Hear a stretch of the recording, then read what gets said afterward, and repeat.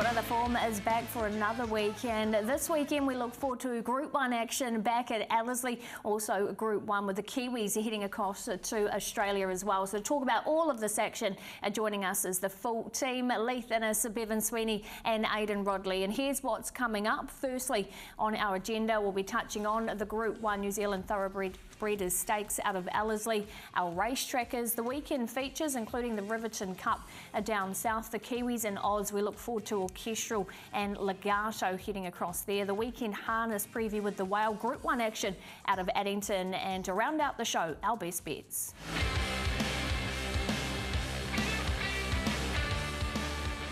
Our feature this weekend is the NZEA New Zealand Thoroughbred Breeders' Stakes out of Ellerslie. And as I say, good morning to you, Aidan. What weather and track conditions are we looking like this Easter weekend? Yeah, it doesn't look actually too bad for Auckland. A little bit showery, but of course racing on the Strat there for the first time. And Ellerslie becomes the fourth venue for this race in the last 5 years after Te Aroha, Te Rapa and Pukekohe. So yeah, any bit of rain will all be helpful. I'll be putting water on, no doubt, for the Strat there. Good for currently, and yeah, the weather actually looks pretty settled for Easter weekend in Auckland. That's what we want to hear as we take a look at the market. Race number 6 on the program is our feature, a Group 1 here where La Creek heads the betting at $3.30, Pearl of Alsace at $4, Mustang Valley at $5.50 and Belclare at $7.50. No real movement so far in the market. What about the speed, Leith? Who do you see injecting it? Yeah, there's going to be plenty of speed in the race. You've got Town Cry from gate 7 and Belclare from gate 4. They look like one of those two of the natural leaders. La Creek's drawn out a little bit in 12. So I think Matt will go forward, and it just gives a horse like Mustang Valley and Pearl of Alsace a beautiful trip just behind the speed. Well, you mentioned La Creek. Let's take you back to her. She's the first horse we want to highlight, and it was great to see her back in winning form, Aidan, taking out this Group 1 at Otaki. Yeah, really good win, wasn't it? With a strong performance. Belclare was, I think just maybe ridden a little bit upside down, went forward and did a little bit too much early on a track wetter than she prefers. But a really dominant performance here, Leith, from La Creek. Great to see her back in Group 1 winning form. Although barrier 12, I don't think it makes it super easy here. No, exactly. There's quite a bit of speed in the race, so hopefully Matt can just sort of get in that sort of 3-wide sort of cover position. Look, she looked comfortable at Otaki on that softer track. Look, she's had a look around Ellerslie before. And sometimes those older mares, when they get a win, it just gives them a bit of confidence too going forward. Oh, it was awesome to see you back. I think she loved the track conditions. I've got a sneaking suspicion she's just that little bit better that way of going. Clearly she's flying. I think the gate is a real niggle in my mind for her, but she's got Group 1 quality. I think they'll return to format with Belclare, who's on that fresh side. She really does like those firm track conditions. If she gets that, as we saw at Ellerslie earlier, she's in major danger. Grail Seeker, this was a performance, and what a wonderful ride it was as well. Promised a lot, this horse, Leith, had been spoken about in high regard. Probably hadn't lived completely up to it coming to Trentham, but when it got the split, it put this field away quickly. Yeah, I did a little bit of form for Kyle Wilson-Taylor, and obviously coming out and beating my horse Wits End wasn't that great, but look, she was really good, and look, she stepped back to 1,400 metres. The steps of a mile is probably really going to suit her, and look, she excels on a good track as well. Yeah, Wits End, Tony Pike taking that horse to Sydney next weekend. I'm sure Leith Innes will be over there to watch as well. So that sort of shows the regard that stable has for Wits End, which really does say that Grail Seeker's performance was from the top draw. Next one we're going to look at is one from Tauranga on, I think, the same day. Fashion Shoot comes from a fair way back. Of course, did win a Canterbury Breeders' Stakes from a long way off them. In here we'll also see Mustang Valley, who's only just gone down, Carmen Line and Maria Farina. Not a bad little form reference. How does it stack up back to weight for age level? Well, Mustang Valley, I think, is in 3 kilograms better. How did you assess this race, Leith? Look, the gate 9, she's one of those horses that has to be ridden quiet anyway. A little bit of a question mark if she can get a strong mile, especially at Ellerslie. Her best form's sort of 1,400 metres, but you've got the right jockey with Opie on board. She's a quality horse. Look, when you go back to what she did over a mile in Australia, you'd say she'd be right up to winning this Mustang Valley, and she'll improve off that first up performance. She's got the gate to sit just in behind them. Look, her ratings would say she's in this right up to her neck and probably the winner. Then you've got Marina Farina, and you've also clearly got Carmen Line, who can be that little bit hit and miss, but both on the right sort of surface and the right sort of run can be competitive, but Mustang Valley is certainly very, very smart. Pearl of Alsace, we've been speaking about this horse for so long, about its Group 1 credentials. Now this is a soft kill really for her. She went up and she won really nicely. A couple of her performances said that she'd win a Group 1 inside this country at short notice. And look, I think there's a sense of timing with this horse coming into today. Gate's perfect, get this right sit. She certainly has the turn of foot to win and the quality to win, Leith. Look, her sectionals out of the race were huge. She's come home in 33.5. Didn't go very hard up front, but look, Michael McNabb was quite soft on her in the end as well. So it's another one. It will give her a lot of confidence. And look, she's the best thing about her. She's had a look around at Ellerslie and she got around that track easily. Yeah, absolutely. That Royal Descent Stakes win was super. It was a weaker field. Let's get that on the table. But that was her first run in almost 3 months. She's unbeaten second up. She's won 7 of 12. She was unlucky in this race, running 4th last year. By all accounts, her work this week was sublime. We'll hear that from Sean Ritchie very shortly. I thought she was one of the hardest to beat in the race. Let's take you back to Trentham and the key lead up of the Cuddle Stakes. Maybe not a vintage Cuddle Stakes, especially with the scratching of Belclair down to track conditions. But Hyo Sasbom was good, did it really nicely, beats home the fast finishing Apostrophe, who's out wide on the track. But yeah, Hyo Sasbom, how does this form sort of weigh up as a reference for the Group 1 lead? Yeah, obviously it's a lot stronger field she meets at Ellerslie. The best thing about her though, from Gate 1 at Trentham, she actually jumped and put herself in the race. If she's drawn 1 again at Ellerslie, it's a big help for horses going around that way, right-handed first time. So look, I think she's definitely a top 3 chance. She's in good form, and look, like I said, the Gate 1's going to be a big plus for her. Massively underrated. When you go back through her form, she's been up into the best of company at Te Rapa, and she actually put up one of the runs of the race. On that day, she got back inside when she was missing away, and she finished off sectionally really strongly. As Leith mentioned, she jumps away and puts herself in the race. If she continues that from what we saw last time, she is a pretty high-class mare who, at the 1,600 metres, that seems to be her pet distance. They did try over ground at Trentham earlier on in the season, but no, she's the sort of horse, if she can jump from her gate and find that sweet spot. It's hard to say no, but she is taking a major step out. That has to be right on the table when you're up against Le Creek, Mustang Valley, Belclair, who clearly have already been proven at this sort of level. Absolutely. I mean, it's not an easy field, so let's see if the connections can sway you into something. We'll start with Andrew Forsman. And Aidan just asked him what swayed him with going to Ellerslie instead of Sydney with Mustang Valley. Yeah, good question. I guess Sydney was set weights and penalties. In New Zealand, she's at weight for age. With Molly Bloom not being there, it was probably helped our decision a little bit too. So we go there knowing that the track may be a little bit firm for her, but she's still a genuine top 3 chance. It was good confidence booster to get the win at Tauranga, but obviously this is a step up in class and we're having a bit of a throw at the stumps, so to speak. But she's in good form, but just whether she's good enough, we'll have to see. Yeah, what's the gut feel about how she measures up? Oh, I think there's 2 or 3 that look as though they'd have a measure, but you never know in racing. There's 2 things in our advantage on Saturday would be the fact that she's won on the track at Ellerslie, and it should be good footing, which she wants. We're just hoping for a soft draw. This is obviously before the draws come out. We're talking now, but if we get a soft draw and Sam can put her away and put her to sleep, she'll be a danger. They'll know she's in the race, but I mean that is her big question mark, whether she sees the mile. Yeah, look, she got first crack at that back sand there. It was in superb order, and she rolled away really impressively from a mate with Michael on, and I'd say we're going to have a confident sort of a jockey on Saturday that she's going to run right up to her best. Yeah, really good. Obviously Grail Seekers on a fortnight back up. Went to Wellington, had a couple of days at the farm, back in the barn there, recovered well. And she's obviously a 3-year-old against the older fillies and the older mares.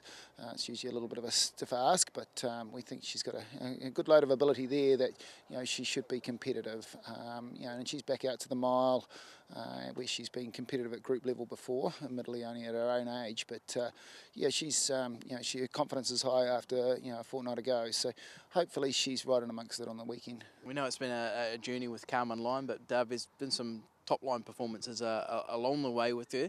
What can we expect from her this weekend? Yeah, well, she ran 6th in it last year, and we think she's going better this year than she was last year. And it's probably a similar lineup to last year. So, look, her work here yesterday morning was probably a PB for her career. Her run there at Tauranga last start was quite adequate. She loomed like she was going to get there, and she might have just peaked on a run a wee bit. And we think she's sort of improved in the last fortnight, and what she has to do. And you know, she's going very well. Yeah, she's a mare that we think that can certainly, hopefully, be in the weighing scales types when she comes back. You know, we it's probably a bit of a push to imagine that she's going to win it, but we think she's a chance of of running in that sort of top 5. So she's going as well as she can go. So we just got to hope that's good enough. Andrew Scott talking his pair in the Group 1, which does have real depth to it, with the 3 Group 1 winners in there. I've gone to 2 of the first 3 favourites here, and I'm going to go with Pearl of Alsace. I just like what she's doing. I think she's going to be a big improver into this. For mine, she maps beautifully, probably 3 back, 1 out, and from there, very hard to beat. Obviously, La Creek is a danger. Leith, which way did you go? Yeah, I'm going to go Mustang Valley. Joe Dorlon, he's won a Group 1 on her before. The best thing about her, she's drawn barrier 2. If she can just step away and be a little bit closer, she can be 3 back. Look, her second up record, she's had 5 times second up, 1, 2 and a third and a second and a third. So, yeah, I think she's a great each weight bet at $5.50 and $2.10. Gee, I want to go La Creek, but the draw's just niggling me enough to sort of lead me another way. So I'm going to go with Pearl of Alsace, who we probably were speaking around Spring Carnival time would be winning a Group 1. Hasn't quite got there. But I think there's a sense of timing here. I thought the horse was very good at Ellerslie. Does have to step up in grade on Saturday, but she's always suggested that she's right up with the very, very best. And from that gate, I think she gets the sweetest of trips. Thanks, Bevan. There you go. 2 of the guys with Pearl of Alsace and Leith with Mustang Valley. And don't forget too about those bonus back opportunities on the weekend. The first 4 races, as usual, bonus back at Ellerslie, as well as Riverton, Rosehill and Flemington. Make sure you catch the action. The race gets underway. Our Group 1 from Ellerslie at 3:28 on Saturday.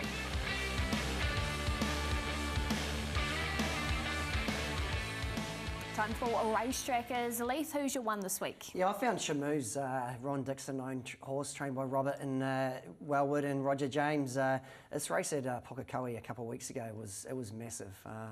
Look, he was out late and he attacked the line really well and he didn't get beat by much. So, look, they've penciled in a couple of races. There's a Ruakaka on the 3rd of April, if not Woodville on the 12th of April. But I think 1,400 metres, he'll be winning next time. I'm taking you back to New Plymouth and a Peter Diddham runner in Miyazawa. That's it in the yellow. They'd backed at 12 to around about 5 and all the way down the home straight. This is what Miyazawa saw. It was a bit of rump stake and it didn't get cleared till late. The winner had momentum up and it found the line really, really strong. I think a nice staying mare for the future. I'm going to take you back to last Saturday to Rickett and have a look at the winner here. It's in the Anderton colours, and that being Mare of Norwood, who was terrific. In the run of the first 5, they've finished 2, 3, 4 and 6. This horse has come from a mile back and run very quick closing sectionals. I think the last 800, 44.79, 33.03 the last 600. Really nice win from Mare of Norwood. And I'm going to take us back to the Greyhound Code here with Big Time Martin for Lisa Cole. This is his first look at the track at Cambridge, where he makes up good ground. He got lost on the bend. He's in on Sunday, and I think he'll be winning that race. So sticking with him to improve after his first look up there. Not always easy, your first look at the track. So here's a summary. Schmooze for Leith, Miyazawa for Bevan, Mayor of Norwood for Aidan, and Big Time Martin for myself.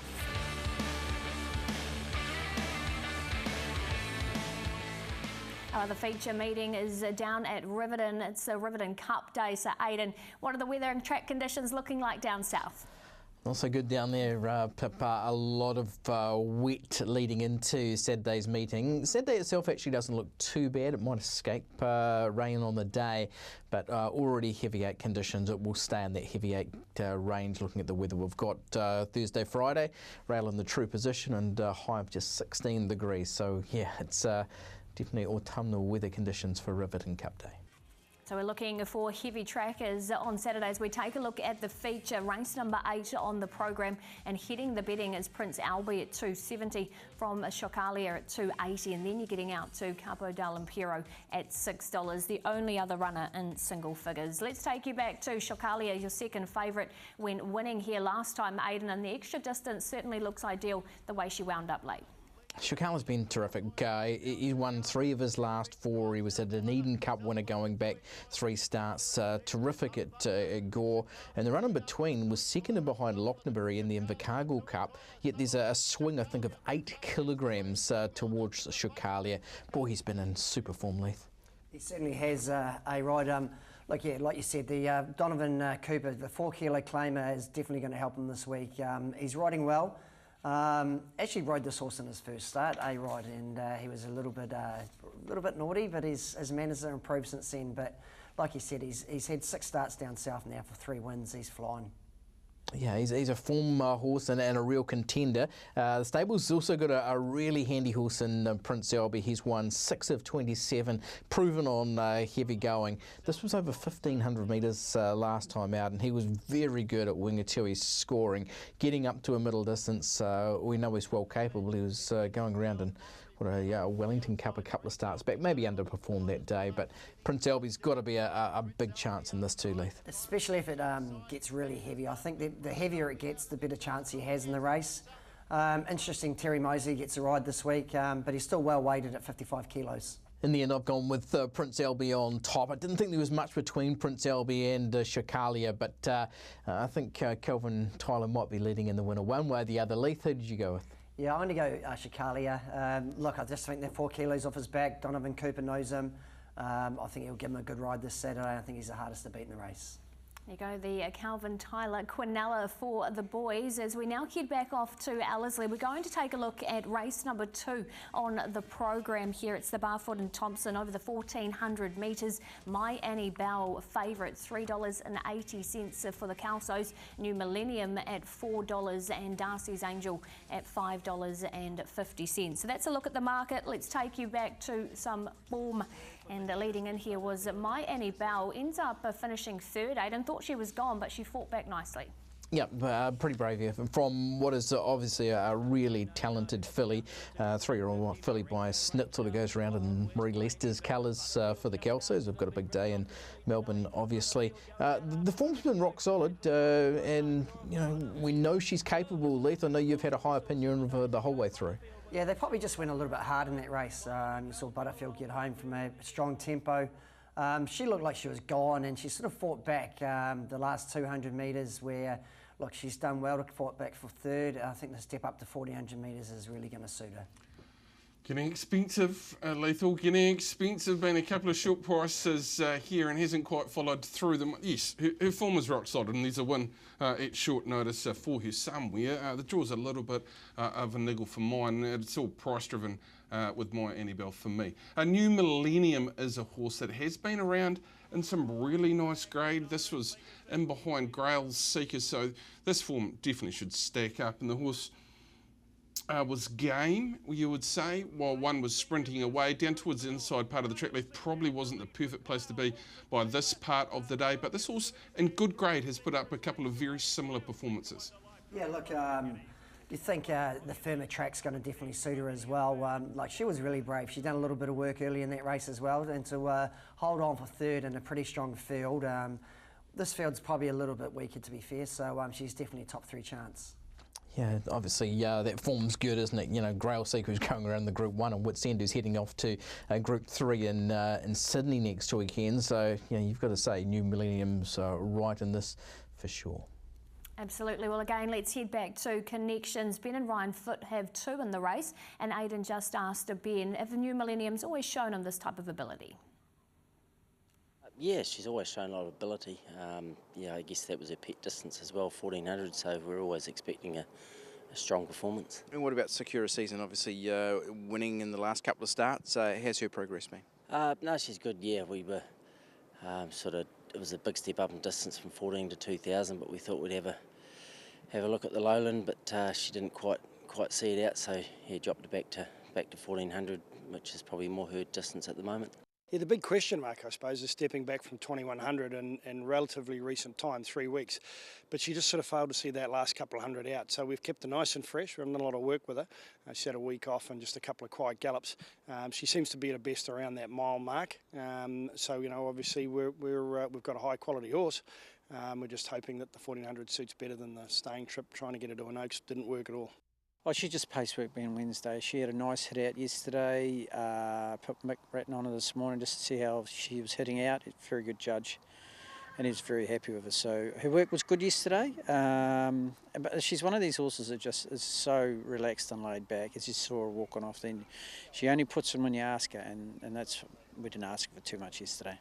She's been consistent the whole way through. She took a long time to win a maiden, but every race she tries hard, but. This is probably another step up again, so we've just got to see if she measures up. And good little field this, isn't it? Bit of disclosure, I've got a small share here in Darcy's Angel, who did chase Smione Bell when that horse won its maiden. I don't think there's much between them, but I have landed on New Millennium as my tip in the race off that Group 2 third placing last time out. Leith, who were you with? Yeah, I'm going to give Smione Bell one more chance. Look, I think the barrier 8, they might just ride her a little bit quieter. And the last 200 metres, I don't think there'll be a horse finishing as fast as her. And look, she's due a win, and $3.80 is a little bit short, but we'll go one more time.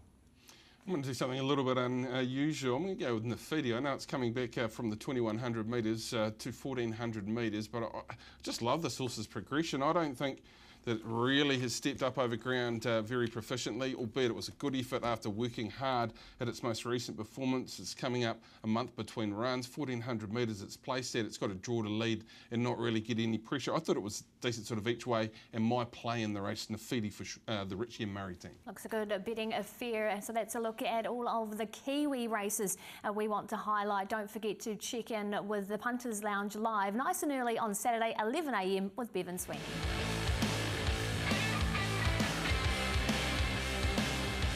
Time for the Kiwis in Oz. Really looking forward to this, Aidan, as we head off to you. What's the weather and track conditions looking like in Rosehill? Yeah, currently soft 5, but looks a-okay in Sydney, and it shouldn't really matter to Orchestral. She's coming into this in fine form by all accounts, has travelled over very well indeed, and she looks a banner flyer for the Kiwis in that Vinery Stud Stakes. Let's have a look at the Group 1 Vinery Orchestral. She is right in the market as well. The Kiwi at the top, $1.60 for her now. Zardozi at 4.2 and Autumn Angel, the only other runner, and single figures at $7.50. So let's take you back to maybe why she is so short in this market with her dominant win, Aidan, in the Derby. Yeah, she was terrific this day. She's been terrific the whole way through. She's high class, no problems about what she's been doing. She does step back from the 2,400 metres to 2,000 metres. This is, the new Prowess and maybe even better. Leith, she must have impressed the hell out of you this day too. And the form's come out all right as well, Aidan. Look, Antrim Cove won last week at Moonee Valley, so look, the 3-year-olds in New Zealand might be a little bit stronger than they think, but the best thing about it, she can sustain a long sprint from a long way out. Look, most of those races in Sydney, if James gets out from half a mile from home, you know where she's going to be ending up in the middle of the track. And look, sky's the limit for her, and I could see her winning by 2 or 3 lengths. The vision tells the story. She is a pretty picture, the way she put them all at the Derby, and the boys mentioned the relevant fact that they've been to Moonee Valley with a place getter in that race and has taken out the feature on the program there, and the second Kiwi horse was also very, very good. Can she get beat? I think Dean Williams said look out for Orchestral in the post-race interview on Saturday, and they should be looking out. If she races up to what she did in the Derby, they might not see which way she goes, and she is clearly my top selection, Orchestral, for the Kiwis to start and continue what's going to be a wave of success for the 3-year-olds in Australia, I think, Leith. Yeah, exactly. When James McDonald, when he won her in the Karaka 3-year-old race at Ellerslie, he was sort of comparing her to Silent Achiever, and look, big shoes to fill, but I'm pretty sure she's up to winning a Group 1 in Australia for sure. Yeah, I'll put a tick beside your boards as well with Orchestral. Hopefully she can do the job for us on Saturday. Let's jump into the $1.60. So that's a look at the Group 1 Vinery at Rosehill. Now let's change tack and head off to Melbourne, where we look forward to the Group 1 Australian Cup in Flemington. Are we getting similar weather and track conditions here, Aidan? Yeah, hopefully. Track's in good order. It's one of the greatest tracks in world racing, Flemington, and the Australian Cup's brought together a terrific field. The All-Star Miles are a key lead up into it, and obviously we've got to beat that form with Legato. Really looking forward to seeing how she's gone. By all accounts, she's travelled really well too, Pip.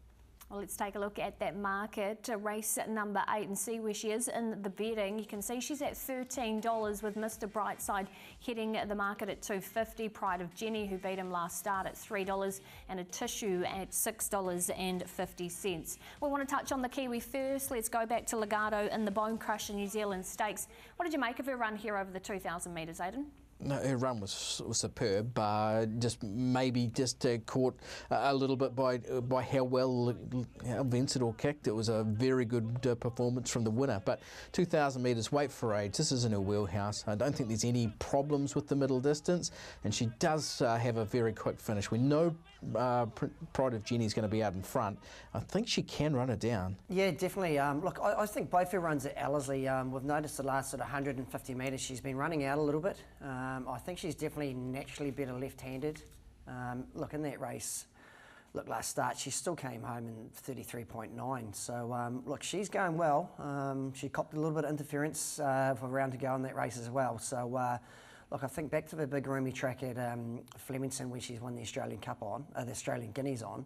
I think the 13s are well and truly overs. I agree. Massive over. It's a different sort of race shape though, isn't it? Because Pride of Jenny just puts you under pressure for a long, long way. And I hark back to the last start we saw the Kiwis in, and they just couldn't handle that continuous pressure in the race. I think she might be the one horse in New Zealand that could go into a race against Pride of Jenny and sit off that speed and be very good late in that race. You're so right about her last sectional. You think, well, she should have picked them up, but she just couldn't quite get there. Wow, I mean, what do you say about this, Leith? You just go out there and you break their hearts from about the 900 metre mark, and you've got champion horses trying to run Pride of Jenny down, and they just can't get there. And there was a lot of chit-chat about the Williams ride post this race, and I was just sitting there going, what could he have done, really, exactly. without breaking his own horse's heart? Yeah, look, poor Craig got put under the bus a bit, but hey, full credit to Declan Bates. Like, he knows this fully inside out. He got his sectionals spot on, and look, she's going to be leading a long way down that Flemington straight. A little bit like sort of those Vogue Road days. Obviously, we're going to claim her a little bit because she is Trelawney bred, but I agree, Leith. Declan Bates knows her so well. He rates her so well. He knows he can get those other horses in behind out of their comfort zone. And by all accounts, sort of reading a lot from the sectionals guys, especially on Twitter, just saying that her performances are superior to Mr. Brightside's understanding just how good a quality horse he is.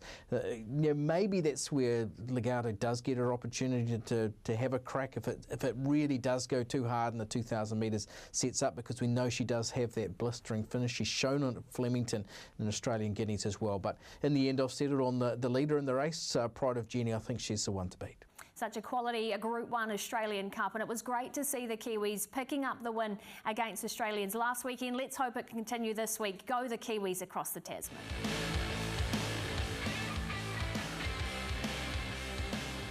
It's a big weekend for the harness racing as well on Saturday. We look forward to Group 1 action out of Addington. So let's have a look at what weather and track conditions we're expecting in the region. Looks like it'll be a high of 17, so a wee bit chilly, a low of 7, fine with northerlies, which could turn easterly. And our feature, race number 6 on the program, the Fred Shaw Memorial New Zealand Trotters race. As I say, very good morning to you, Craig. Let's take a look at the market for the big one. Yeah, thanks, Philip. I'm really looking forward to the Group 1 action on Saturday afternoon. Of course, we're on track side 2. It's headed up by Muscle Mountain. Let's have a look at the market. He's $1.25 into $1.20. Midnight Dash is stablemate, who was pretty good last week, $12. You got Mystic Max at 16. The likes of Love and the Port, the Group 1 winner of the Road Cup, he's at around about $18. Sunny Sister at $21 and High Energy also at $21. The video to show, the key video to show is from 2 weeks ago. Of course, they went round in the Lamb at Hayward. Let's pick them up at about 400 metre mark here. Lime green colours is Muscle Mountain. He's just working over Oscar Bonavina and about to crunch him at the top of the lane. The little bloke, Midnight Dash, he was on his back, and I tell you what, he was highly competitive at this point because briefly Ricky May in the gold helmet came out, got very close to Ben Hope aboard Muscle Mountain. The margin's about a half a length at the line. Now they both go forward to the TAB trot race at Cambridge Raceway in a fortnight's time. Looking forward to seeing them there. But if I had to label one, you'd have to say Midnight Dash top 3, a good bet, 240. Best bet in the race is definitely going to be Muscle Mountain. He's my top pick. Midnight Dash 240, top 3, a good each way bet. The market heading forward to the big one in a couple of weeks' time. Let's have a look at it. And it's headed up here by Just Believe. Now he's $1.85. Of course, he's the Aussie champ who's won 10 of his last 11. Call Me the Breeze, equal second favourite at $3.80 with the New Zealander Muscle Mountain. Then he got out to the question mark horse like Oscar Bonavina. Disappointing in that previous in the Lamb at Hayward. He's $8. He'll probably line up in the mile at Cambridge. Of course, that's in 7 days' time. Then you've got the Aussie RC Phoenix at 17 and Midnight Dash, who's at $41. So looking forward to that. That's in 2 weeks' time. The other feature on the night, of course, Future Proof bonus back. Place a futures bet up to $50. You get that in a refund if your horse doesn't get a start. So that'll be in the Grins and also into the TAB trot race at Cambridge. Let's get to the Fahey Fence Hire. Now this is over the 1980. Features a good field. Of course, got Beach Ball back after him placing in the New Zealand Cup. He had a run last week, but here's the market. Ahoka Connor's $3.20. He starts from the outside of the gate. Remember, this is a preferential draw, so the best horses have drawn wide. Beach Ball, $6 into $4.80, the big improver from last week. You've got Altimetia, the stablemate of Ahoka Connor at $5. Who's Delight, $7.50. Franco Merrick won the second row. Needs a little bit of luck at around about $7.50 as well. And of course, Mighty Louie, who's dominated the last 2 weeks, at around that quote as well. Let's go back a fortnight ago and have a look at Ahoka Connor and Altimedia. We picked them up here and Altimedia's in front. Now the Falcon's on the outside of the leader here. In the trail is Ahoka Connor. Now he gets up the inside here. He just starts to go a little bit rocky in his gait, but Tim Williams steadies him up. And once he gets into his gear, the big fella starts to power through the line. Thought he did the job really nicely. Da Vinci out wide, flashing home. His sectionals were good. After this, he's been to the trials, and he trialled at Rangiora last week, and you might look at the trial and think, well, he only ran 4th of 5, but I clocked him this morning. He ran him at 55.5. He couldn't have gone any better in that trial, and he just finished him behind his stablemate, Altimedia. Outside draw doesn't worry me. It looks a lot of tempo in the race, and if I was having a bet in the race at $3.20, I do think he's backable. The big improver, Beach Ball, and Altimedia, the stablemate of Ahoka Connor as well. Looking forward to what is going to be a massive night on, massive afternoon on Saturday afternoon. Philippa, headed up obviously by the Group 1 Fred Shaw. It's a cracking race. Greg O'Connor and myself will be there. We're from 1 o'clock Saturday afternoon on Trackside 2. Yes, that'll be fantastic. The dynamic duo back on track at Addington. And don't forget, there's also this to play in as well. The first 2 races on the day are bonus back opportunities. So you don't find that winner, but you finish second or third, have a bonus bet coming your way up to $50 on your first fixed odds investment. Thanks very much, Craig. Looking forward to all of the coverage. Don't miss it on Saturday.